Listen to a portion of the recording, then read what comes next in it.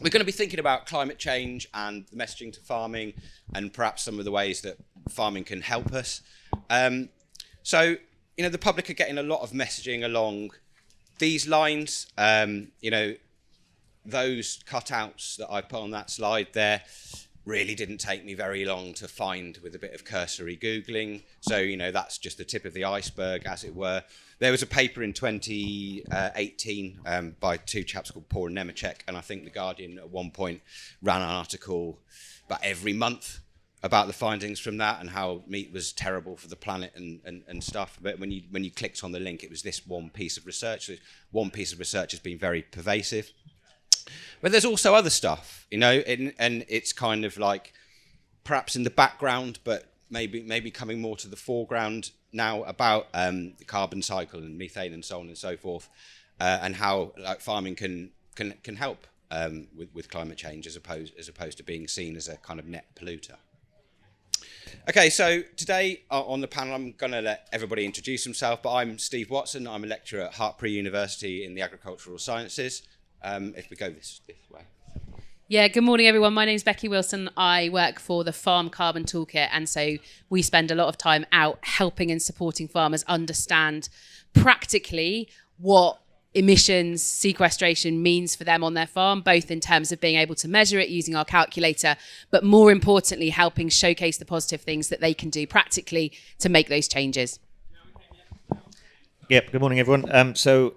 Anthony Ellis, I guess I wear two hats. The first hat is that I work alongside Becky at Farm Carbon Toolkit as a senior advisor, but my other hat is that, and the hat that I'll be wearing for the most of this session, is that I farm alongside my dad in Cornwall on a sheep and arable farm. So that's us. Hi everyone, Ian Davis. Until early last year, I farmed about 14 miles south of here, mix of beef and arable. I also worked for the Environment Agency for 23 years, and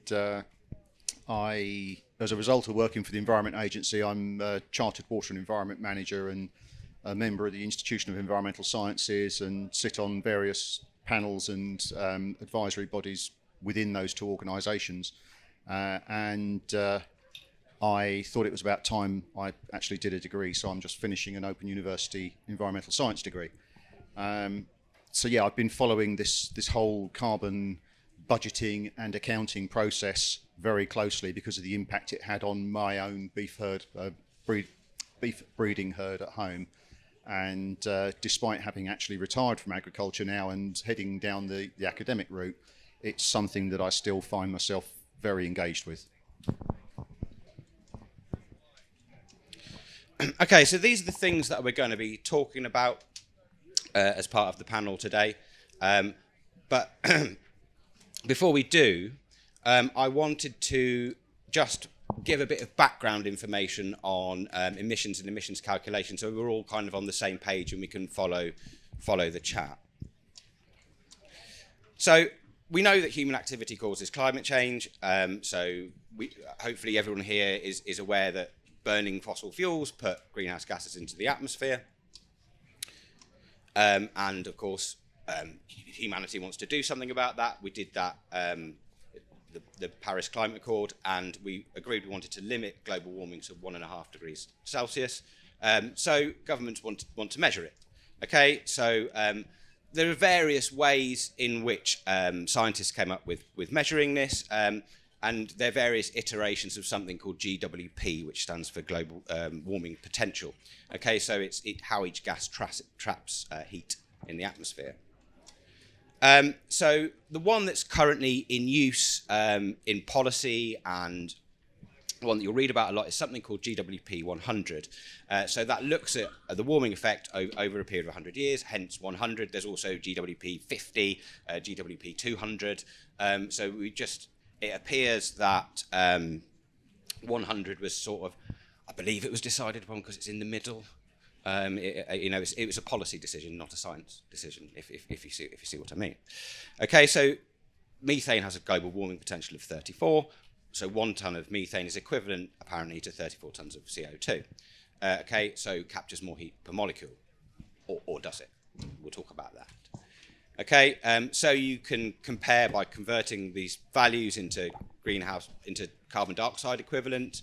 So like you convert between different units. But, if anybody in the audience is a chemist, like trying to measure everything as carbon dioxide is a bit head scratchy, because gases behave in different ways. They don't all behave like carbon dioxide. That is one molecule, that's one gas. So to try and make everything an equivalent of CO2 is from a purely scientific view, in my mind, mildly baffling, because they're different. Okay, so they're saying that 32 molecules of carbon dioxide is equivalent to 1 molecule of methane in its warming potential. Obviously, it's not equal in any other way, but there we go. So that's our base comparison. Okay, so it's an easy estimation of the impact of other greenhouse gases. The key word in there, I've bolded it, is easy.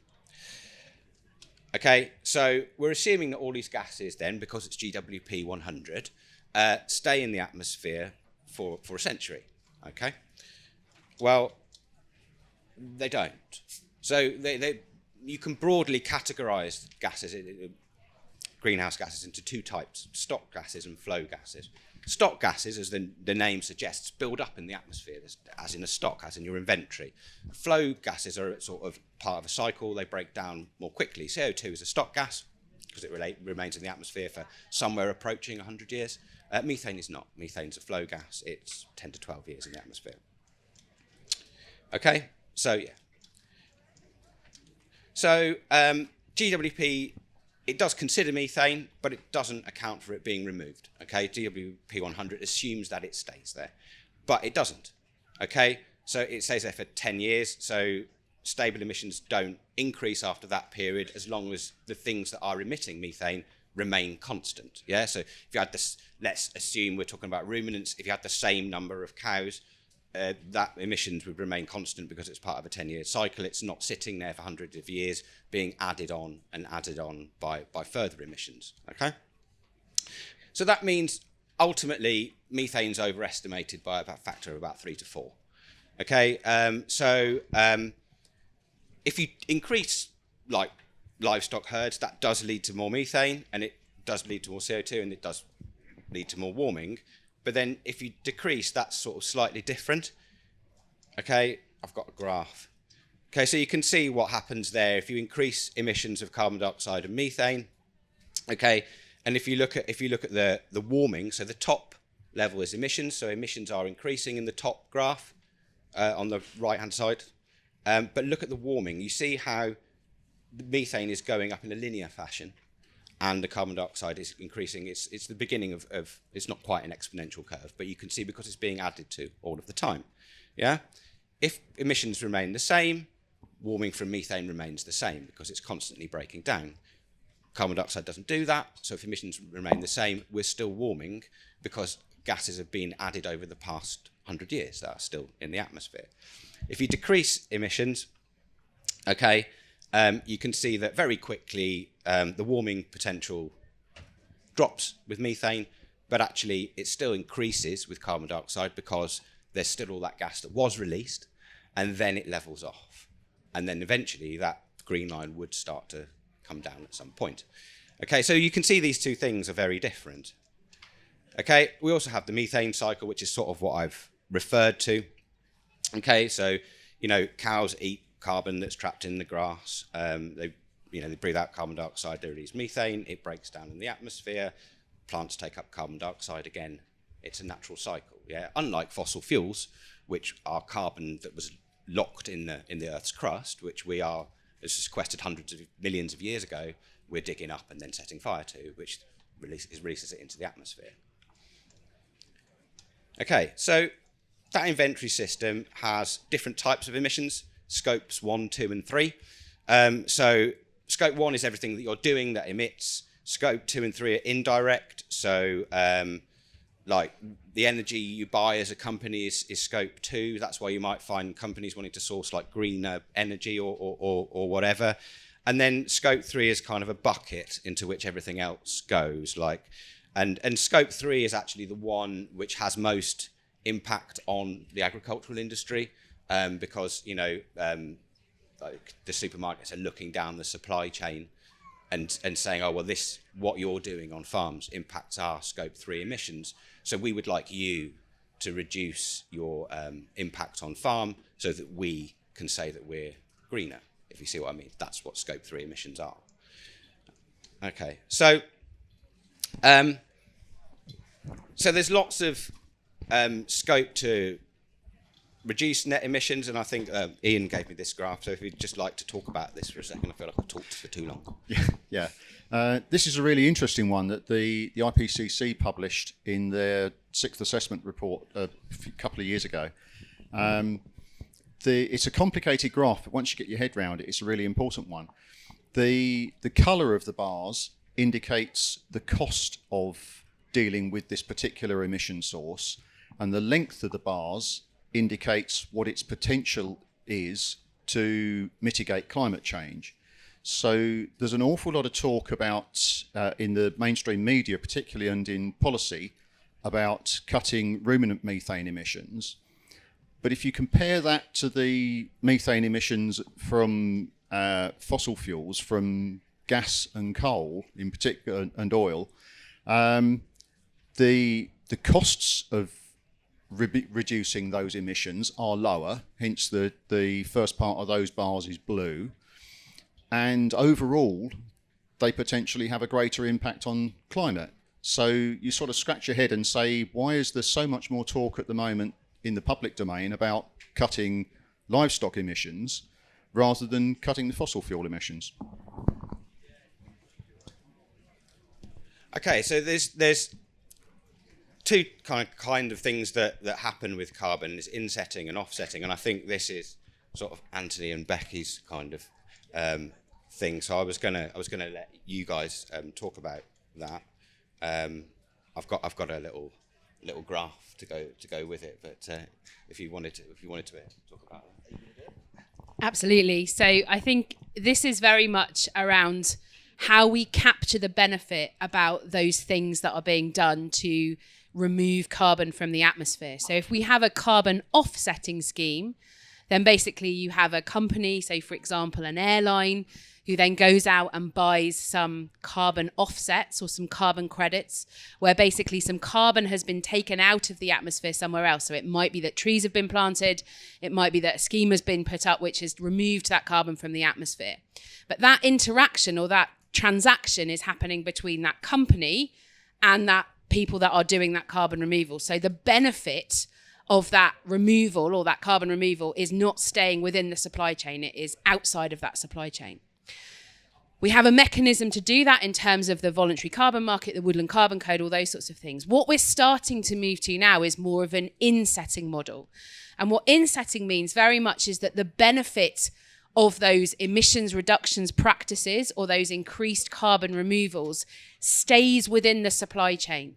So for example, if you have a farmer that is able to either reduce their emissions or improve their sequestration, that change in management or that change in their carbon footprint is then able to be reported within that supply chain.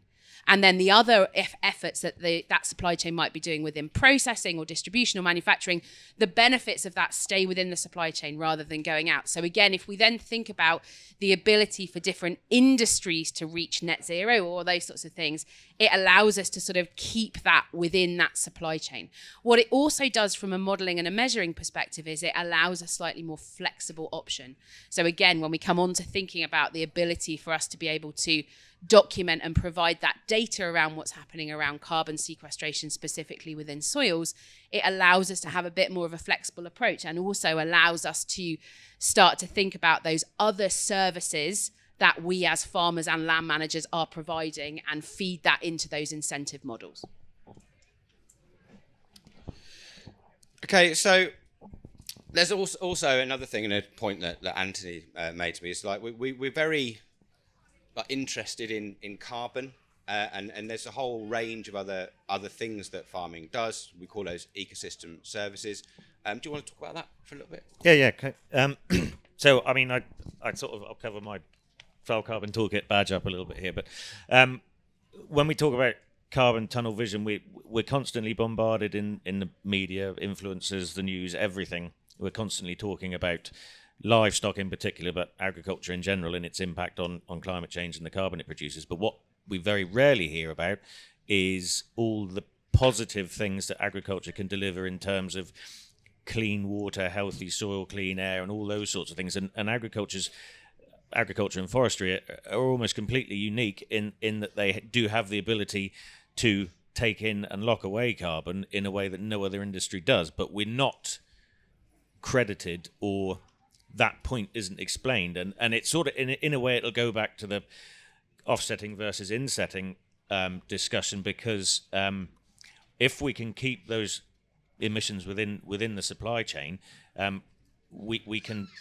we need to be able to be credited for that by the supply chain, which requires a supply chain to play fair. But in the same way, we can do the same with ecosystem services and with other forms of natural capital. So it's if we're talking about soil health, we can look at the benefit that livestock can, appropriately managed livestock, can have on soil health, on the insects that thrive in the soil, on the soil, in the pastures, and that sort of thing.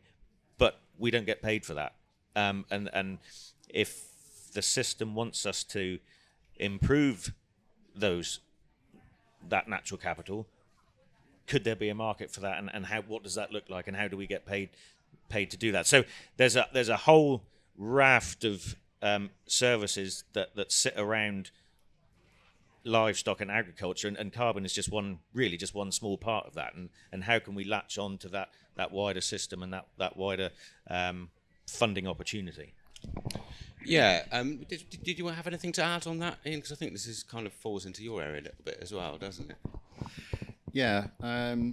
It's interesting that, as Anthony says, agriculture and forestry are outliers really for the whole carbon accounting system, because they're the only two industries that are inherently able to actually take carbon out of the atmosphere as it stands.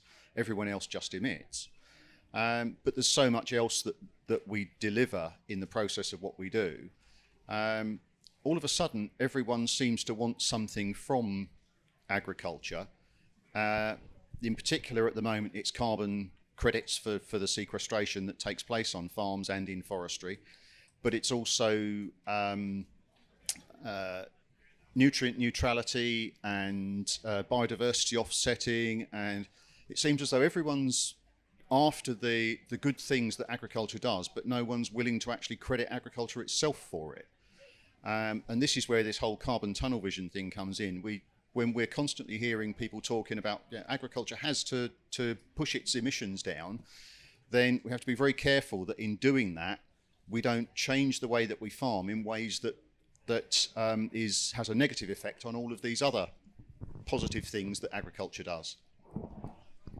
And I think a great example of that would be, again, as farmers and as land managers, we have to balance that, don't we? We have to balance the multiple different things that we deliver. And if we get very focused just on carbon, we then potentially go down, I think about some of those big monoculture plantations that have gone up from a carbon perspective that are biodiversity deserts. But how do we then come back from that when we've got them then locked into 80-year schemes? These are the challenges. And I think it's, the sort of the carbon is an accounting model. How do we use a linear or a binary accounting model on an ecosystem or on a habitat?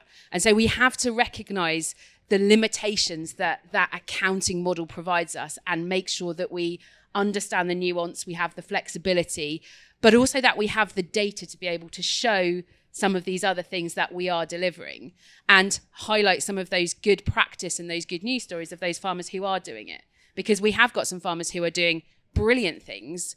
And again, if we can sort of start to highlight what they're doing, then that can help to inspire other farmers. So I think we need to also be mindful that we don't say that everything is perfect everywhere, but where we have got farmers who are achieving these multiple objectives, food production, water protection, carbon sequestration, emissions reductions, biodiversity protection, let's make sure that they have a platform that then can start to help the public understand that there are other ways of doing things. Yeah, this is all coming to a head at a particular point in time at the moment, where because the scientific evidence is that the need to mitigate our emissions and our climate impact is now urgent if we're to meet these climate goals of 1.5 degrees or 2 degrees as a fallback. But because of this complexity, there is a serious risk that we are only focusing on one part of the whole system, and that we take decisions now with a focus purely on the carbon aspect that then have long-term negative implications for everything else from the industry. And the nature of agriculture is such that our production cycles are long. Arable agriculture is generally a year or close to a year. Livestock production, if you want to build up livestock herds, then it can be 5-10 years in the case of cattle. We could be making some very serious changes that turn out not to have the overall effects that the people promoting them think they're going to have. We need to be very careful how we push on those. And I think that the agriculture as a ecosystem, if you want to look at it that way, is so complex, and changing one thing can have unforeseen complications further down the line, as you point out, that we're just not looking at now, or we can't see now. And so our record as humans in recent history isn't very good when it comes to intervening in natural systems and having a positive outcome at the end of it. So how do we look at the wider agricultural system and try and pick out the bits that are really going to work and give us a positive impact down the line, and try and throw away the bits that we're not looking at the bigger picture on? Yeah, and I was going to mention at this point, the idea of natural capital. I don't know if this is an idea that people in the audience have heard it. You can now get paid by various schemes for something that they call natural capital, so ecosystem services. And in fact, our talk clashes with the talk about it, and you're here and not there. So thanks for that. But there is this idea that these ecosystem services have a monetary value, and I think this came about because there's an American economist made a statement along the lines of, well, it doesn't matter if all of US agriculture disappears because of climate change, because it only contributes 1% of GDP or something like that. And so then people thought, oh, well, hang on a second, there are other like extrinsic benefits of agriculture beyond its contribution to GDP, like eating stuff, but also like all this other stuff that goes on farmland. And so there was a sort of accounting system set up for that natural capital, and there are companies like Environment Bank who are here, the other talk that's going on about that, who are willing to now pay for that sort of things in a different kind of offsetting. So if you're a builder developer now and you want to build on some land that has a particular ecosystem on it that you want to destroy to throw up a load of houses, you've got to replace it somewhere, and the people that are ideally positioned to be doing that are people that are land managers and farmers, and that's the idea of natural capital. But as discussed, like, how do you replicate that exactly? I mean, you're being paid for it, but how do if you've got there's a thing, microclimate is a thing, like how if you destroy an ecosystem here, how do you replace it over there? I don't think you can. It can be a proxy of it, but it's never going to be the same, because that's not how nature works. So, and I think perhaps I'm sliding slightly off topic, but that was the thinking behind the new subsidy system, was that ultimately industry would subsidise agriculture through things like natural capital payments. But as we know, industry wants what industry wants, and what it doesn't necessarily want, if you're a developer, is like food. Like, they don't care. I mean, other than beyond their immediate need for food. So I guess one of the issues is, how do we do this? How do we do all this whilst at the same time producing enough food for everybody? So there's lots of thoughts around that. One kind of school of thought used to be sustainable intensification.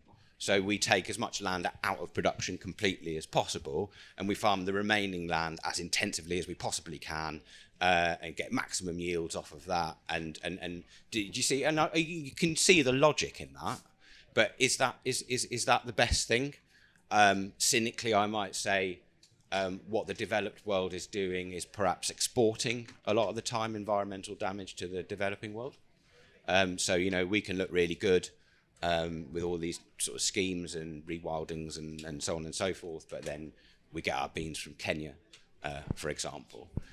So is that a solution? I'm not sure that it is. But I mean, obviously, this isn't a polemic. There is another side to that argument, which is there's an argument that the emissions for transport are not as much as some forms of food production locally, but those emissions from transport are nearly all fossil fuels. And I think that's the interesting bit, and it comes back to what you were saying at the beginning. It's the differentiation of those gases, and it comes back to what Ian was saying. What we need to remember is that warming potential of our carbon dioxide. So, what we don't need to do is make sure that some of those big emitting industries basically kick the can down the road and don't deliver what they need to deliver in terms of those deep emissions reductions, by making sure that actually the spotlight is very firmly focused on what we are in agriculture. Because again, if we look at the spread of where those emissions are coming from, a proportion of ours are coming from carbon dioxide, but for most other sectors, most of their emissions are coming from carbon dioxide. And going back to what we were saying at the beginning, the warming potential of that, in terms of its legacy in the atmosphere, is much higher. So we've just been joined by Nadaline there, and I was I'll just let you gather yourself. But I was going to get you to talk about the accounting system and how that kind of came into being, because you talk about that a lot in your book. So obviously I'll allow you to gather your breath and pick up a microphone. It wasn't achieved without some real suffering. Hey, everyone. Sorry for my really, really late attendance. The irony of the fact that the problems with planes, trains and automobiles, and I now need to go home and get rid of some cows and grow some trees to get rid of them. And the reason that I need to do that is because the accounting system, whether it's intentional or not, is ultimately set against agriculture and livestock agriculture in particular. I can't say why it is. I can only say that it is. So I think we have a real problem with the accounting system when we try to talk about it publicly, because we get a lot of pushback from environmentalists who say, well, the science says. Well, actually, the science says that the figures that we have for livestock agriculture are wrong. And they're not just a little bit wrong. They're hugely wrong. And they're wrong in several ways. And it's not controversial to say it. This is almost unanimously agreed by IPCC scientists, by researchers working in the estimation of volumes of methane. And so I suppose from the Irish contingent, we have a really simple message, which is that farmers should be and must be measured correctly, and they shouldn't be penalised for harm they're not doing. And we currently are. So as we talk about, farming can be the solution. I spoke recently with one of our researchers from Chagas, and I asked him pretty straight, is there any way for Ireland to meet their net zero targets without using agriculture to offset, dump, organise, or otherwise? And he's like, not a chance. It's not that we can be the solution. It's that we are the solution. But how that is framed, how that work is viewed, and what happens as a result of it is very much up for question. There is no possibility that any country can reach their net zero goals across their economy without farmers participating in it. We can accept the accounting difficulties and be bludgeoned into providing it for free, or we can embrace aspects of regenerative agriculture, changing how we do things, but only if that is acknowledged, correctly measured, and we can build sustainable futures for ourselves. Because if we are the solution to economy-wide problems, but we don't have a viable future, well, now what? Yeah, so that's kind of where we're going with this. So, like, as an industry, like, how are we? What's our messaging got to be? How are we doing this? But I mean, it's kind of clear to me that we can't let other people do it for us. because other people aren't in the position that we're in. So how do we organise ourselves as an industry to represent ourselves? I mean, there are industry bodies, but like when you look across the pond, the French are quite good at organising themselves. They do a lot. They do a lot of that, don't they?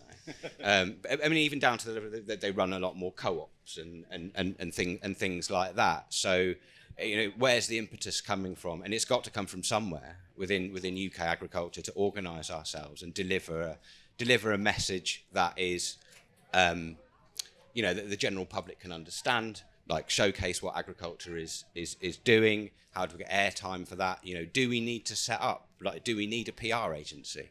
Can we do it ourselves? Like that's the real question. Because hopefully you've come to Groundswell because you want to see some, interesting ways to develop your farming practice or look at what other people are doing, which is great. So you're already here. You already want to understand this. But how do we get other people to understand this who are not here and don't particularly care and just want to eat their tea and not particularly think about it? Yeah, so that's the kind of big issue that we're facing, I think. I think interestingly, Denmark announced, was it yesterday, day before, that they're going to introduce carbon taxes on livestock, which I find interesting because it will be the first time ever, to the best of my knowledge, that a government has introduced taxes on something that somebody doesn't own and a portion of which doesn't actually exist. So we've been working with some farmers in Denmark who are interested in taking that to court. And I think that's where a real shift in the messaging will come from, because I think that the general public will suddenly get real interested when they realize that the cost of those carbon taxes are going to be passed on to them. And now they're going to be penalized for feeding their children. Yeah, it's kind of an interesting development, and again, what do we do about that? On the one hand, we can obviously, you could organise to fight that legally, but as a PR thing, that's not always the greatest, is it? Because the press can spin that really. They will, but ultimately they do have to admit, these are the figures we have for livestock agriculture. These figures are wrong. We'd like you to pay 41 euros a tonne on our wrong figures. And I think if you accept that, well, now what? And from a public messaging point of view,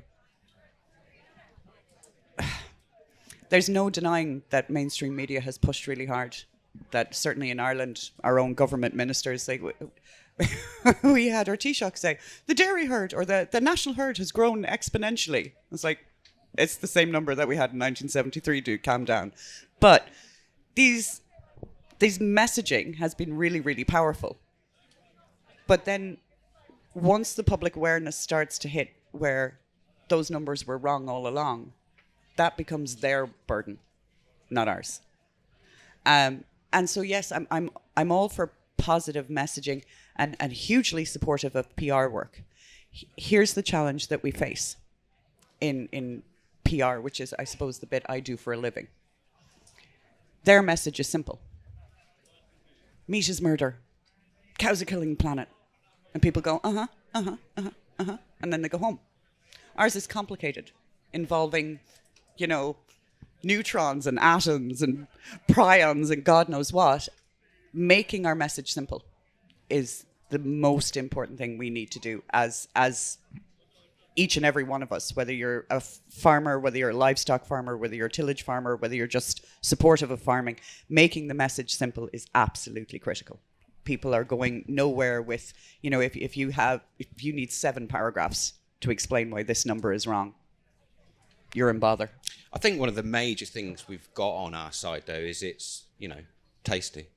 Well, people like it, don't they? Like, do you know what I mean? Like, it's really easy. Ireland says hell yes. Yeah. I mean that's the thing we've got going for it. Who doesn't like steak? Like, do you know what I mean? So I think there is that underneath it all. This is your food, like, and I think perhaps the collapse in investment for some of these kind of fake meat companies is kind of showing that people don't really want that. You can market the hell out of that, but people don't really want it.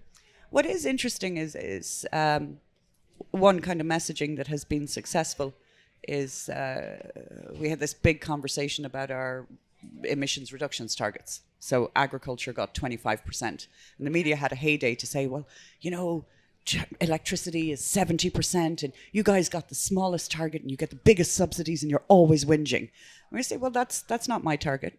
I don't have one sector. I have two. My farm, every farm, is in LULUCF and agriculture.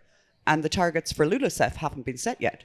And their answer is, what the hell is LULUCF? And I say, well, that's land use change in forestry. So here's a question I have for you. All land use is in LULUCF. All livestock is in agriculture along with fertiliser. But when the county council in Tipperary and Limerick ran out of salt and grit and they decided to use many, many, many tons of fertilisers to defrost the roads, where were those emissions counted? In agriculture, because there's nowhere else for them to go. When the state forestry agency, Coillte, decides to put fertiliser on their forestry, where is that counted? In agriculture, because there's nowhere else for it to go. So I say, okay, I think that food production is pretty important to the future of humanity on this planet. Why is it not important enough to have its own sector that just contains removals and emissions created by farmers? It's pretty simple. Why can't we have that? And the answer is because if we do that, we can't use your sectors to offset emissions from other sectors. And then I say, well, why should I be doing that for free? Why is that a thing? And that's when the conversation really starts to turn, because we're not being treated fairly. And when you start pulling at any of the logical, rational threads, you meet that really quickly. And so it really has kind of changed people's minds on it, because they're looking at it and saying, well, yeah, why doesn't food production have its own sector? That's a bit weird, no? And I'm like, yeah, now you're with us. Pour yourself a cup of tea, climb on. So I think we've got an early question. Go on. just yell. Okay, I'm good at yelling. So I'm Leslie Mitchell from the Sustainable Food Trust. Just a comment and a question. First of all, if you turn right out of here and go along about 16 places, there's the SFT store. And if you want to look at how to deal with those multiple metrics at once in agriculture and how you assess your farm, so getting beyond carbon tunnel vision, you've got loads of information on the global farm metric there, which is designed exactly to do that and to support farmers in decision making. And secondly, this massive issue of rethinking carbon, and particularly ruminants, we've got some information there about a report, a massive report that's been developing for 2.5 years, on the future role of grazing livestock in the world, that looks at many of these issues, both benefits, but also rethinking carbon, and some of the explanations about what you've been talking about here. I wanted to ask a question, which is, in the context that I get terrified that we lump all agriculture together, industrial agriculture, I do think we have a very definite, simple thing of saying industrial intensified agriculture and farming with nature for resilient food systems. My question is, who do you think needs to do what? Or who needs to think differently? How? What do they need to think differently, and who are they to make this shift happen?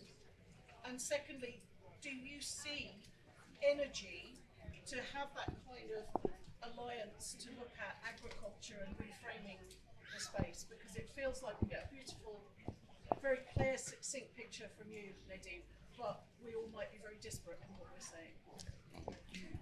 So I think it comes back to what Nadine was saying about those really simple messages. And I think the simplistic way to talk about it is soil, not oil. So again, what we want to look at is and again, there's going to be lots of discussions here about that. Actually, what are those systems that are based on, actually not predicated on fossil fuels? How do we start to strip some of those out of the system? Because again, we do have that proportion of our emissions that are coming from our use of some of those things that are coming from fossil fuels.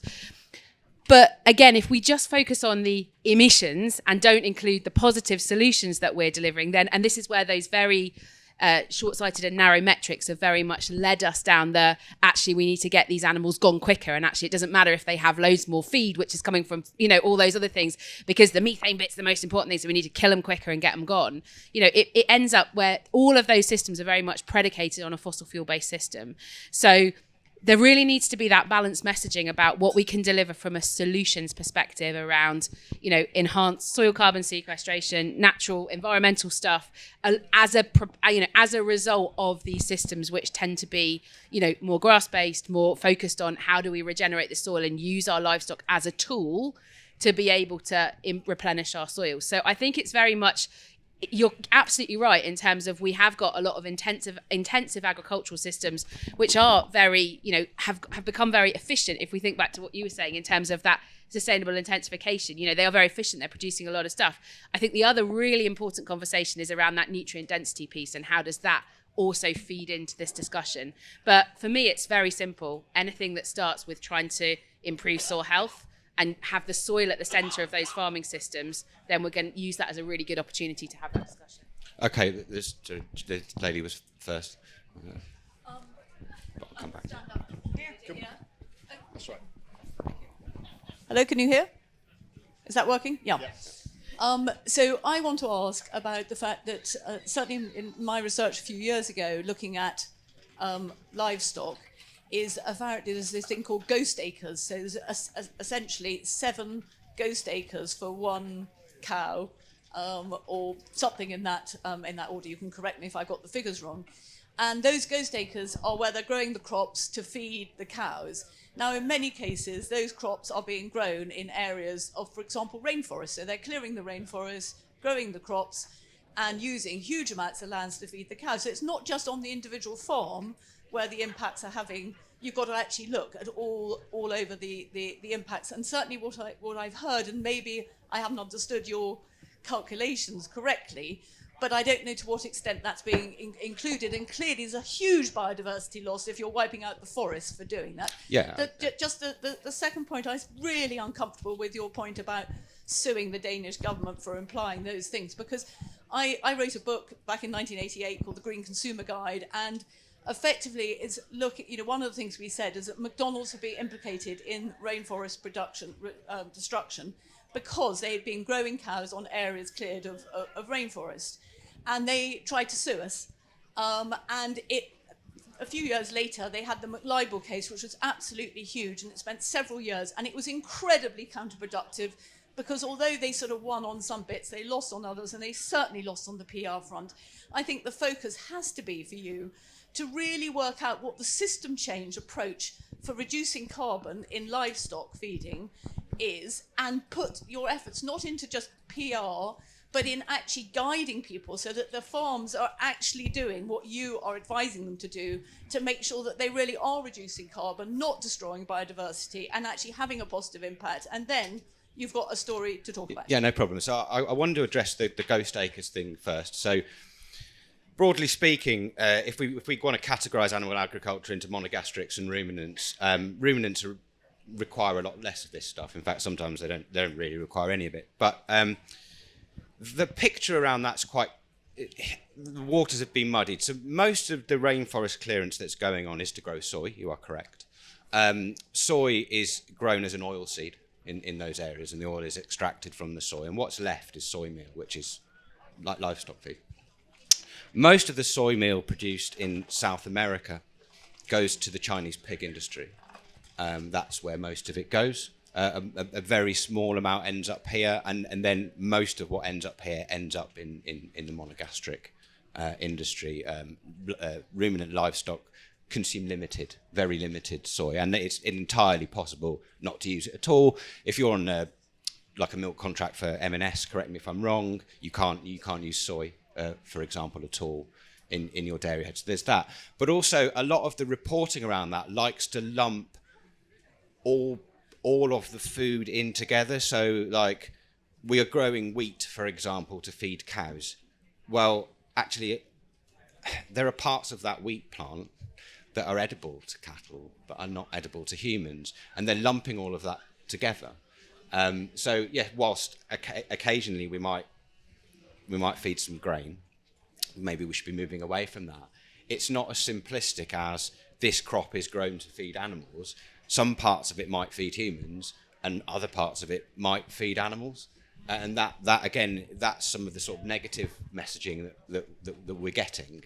Like, you know, for example, consider a pea. Like, I could eat the pea, a cow could eat the entire helm and the pods, and you could bale it up and feed it to them. The peas have been grown to feed meat, ultimately speaking. The ruminants are just making use of byproducts. So how much of it is waste, and how much of it is... The other part of that is that, I mean, I grow spring oats at home. I grow it for biscuit making. Occasionally, not very often, it doesn't make the quality for biscuits. So therefore, what happens to it? Do I chuck it in a hole in the ground? No, I sell it to somebody to feed to cattle, or pigs or whatever, because actually that's an outlet for a product that isn't necessarily fit for the human supply chain, but it can be fed to an animal and then therefore make a product that is fit for humans to consume. So it's not as black and white as we think. Okay. Just to say very quickly, I think one of the things that irks me about the conversations from the farmer side, and now to be clear, my partner and I, his farm has been organic since the 90s. This is not about looking to have an excuse to willy-nilly plaster everything in pesticides. I'm a huge, huge fan. I think that we should have clean water. I think that we should have as much native forestry, native animals, birds, bees. These are all awesome things. We should have loads of them.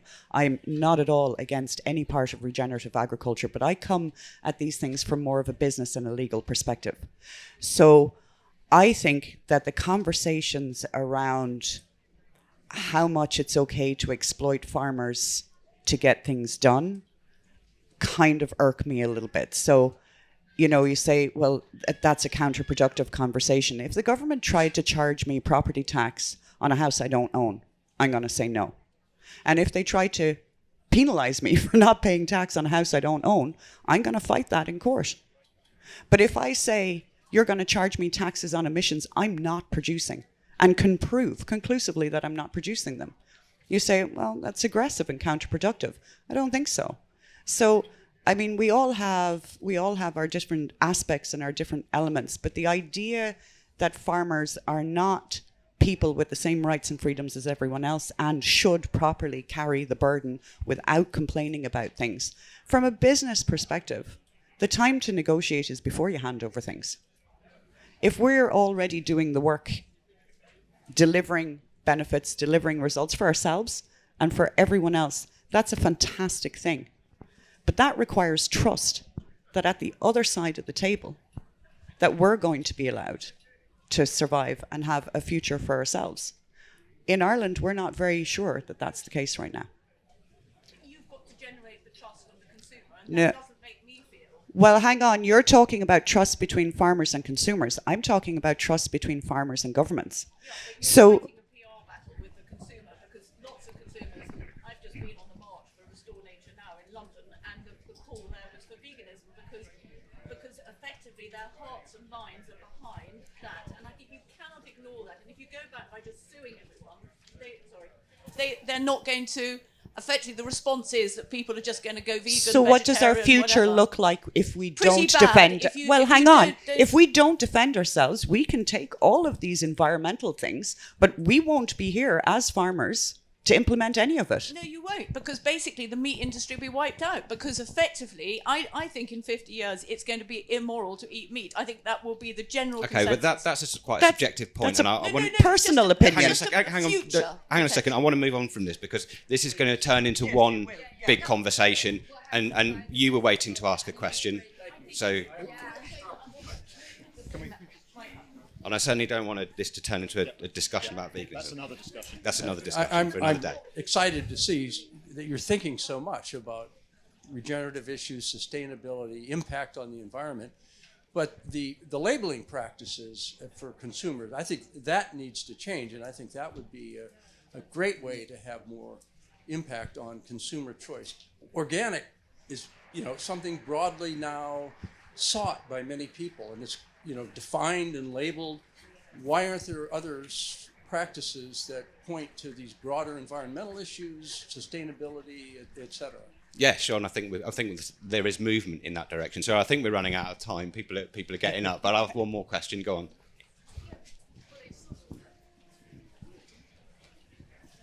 I mean, the other big threat, besides, meat and the perception of eating meat, what measures are in place? And you've talked a little bit about it, or emerging to ensure that we don't run out of land for nature-friendly food.